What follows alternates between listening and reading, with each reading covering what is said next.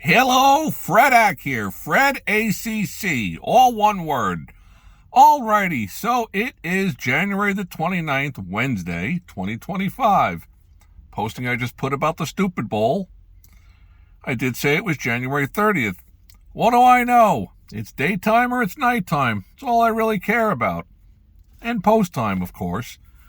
Okay, so the Trump buyout. Let's talk about that a little bit. First up, I'd like to thank you all for being here today. This is not financial advice. These are just some of the ideas that swirl around in my head. So, if you like what you hear, hit the subscribe button, hit the likes button, the don't likes button, leave any comments you might have. All very much appreciated. The Trump buyout. President Trump with his buyout of the federal employees. What does that say to me?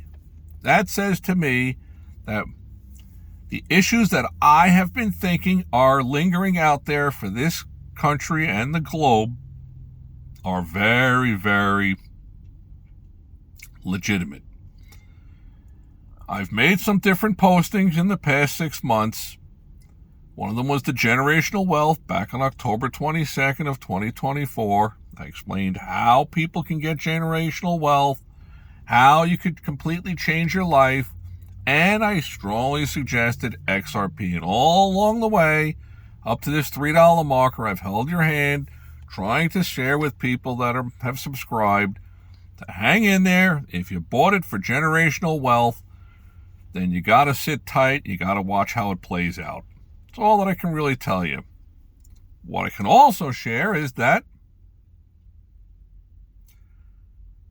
no one's just going to hand you $10 million. You're going to have to sit tight and you're going to have to earn it the hard way. A little sweat equity. Little skin in the game. But there's a lot of things that I notice going on out there. One of them is the financial crisis of the United States, which I posted about 10 days ago.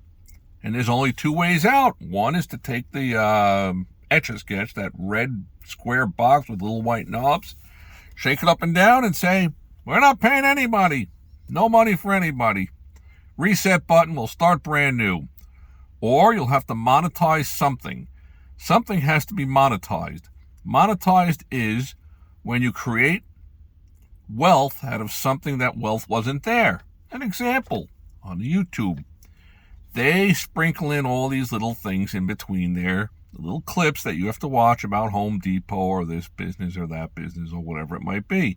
They're deriving some kind of income from that. It's monetized, and they'll share that with the content providers. Me, haven't made a dime from any of this stuff. I'm not here to make a dime on any of this stuff.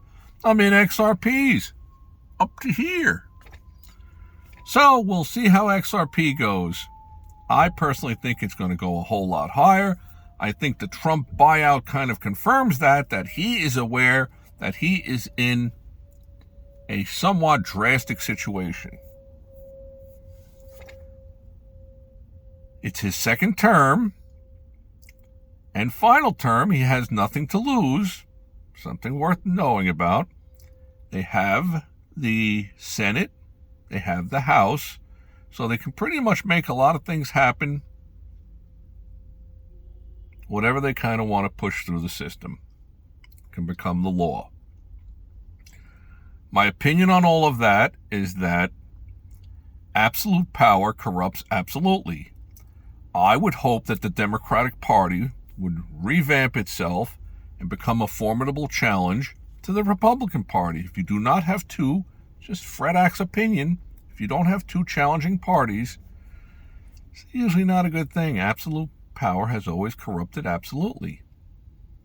And is there potential for that? Yes, there is. If the Republican Party or any party rules for an extended period of time, they become more and more pushy. We'll call it pushy. So back to the Trump bailout. If you're a federal employee or if you're not a federal employee, how do I view that? I view the Trump buyout as him seeing that the country has financial difficulties. He's trying to shore up these little spots. That's fantastic.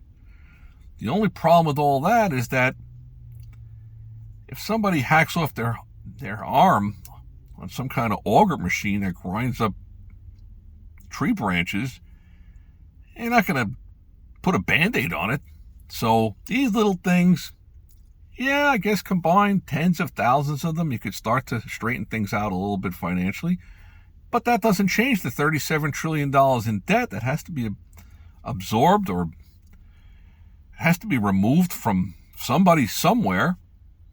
And I think the everyday individual is tired of getting removed of their money through this, that, and the other thing. This tax, that inflation, yada, yada, yada. I can go on and on and on.